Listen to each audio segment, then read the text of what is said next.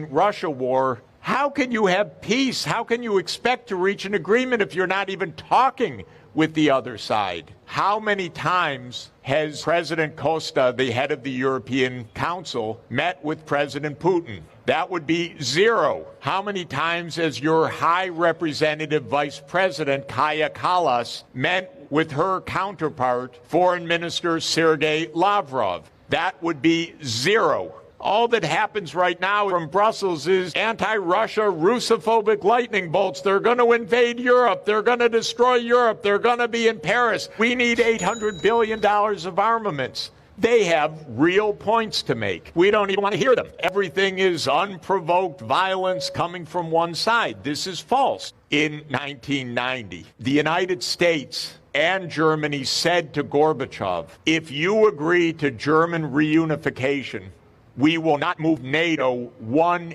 inch eastward. And you can see Hans-Dietrich Genscher, the German foreign minister, on video saying exactly this and explaining it.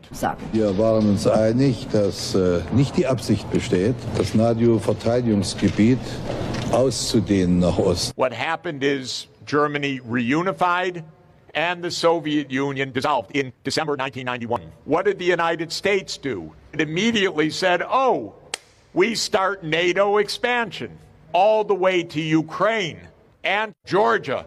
Russia didn't like that, by the way, because Russia said, we don't want the United States and its missiles and its military and its CIA and everything else on our border. And you know what? They're right. And the United States does not want Russia on our border, whether it's Cuba or Mexico or Canada and so on. And many people say to me, okay, Mr. Sachs, you've explained why the Russians hate the NATO enlargement, but how do we know if we don't do X, Y, and Z that Russia won't then invade the Baltics and so forth? My first answer is ask them. Why are you asking me? Make some diplomacy. You may not like them, but if you're a good negotiator, you will treat them with respect, with dignity, you'll listen and learn. But the crazy thing is they think we know how the Russians think. They don't know anything. The leader of the United States in 1963, at the top of the Cold War, gave a speech telling the American people, do you realize the other side are human beings that are like us, that want peace?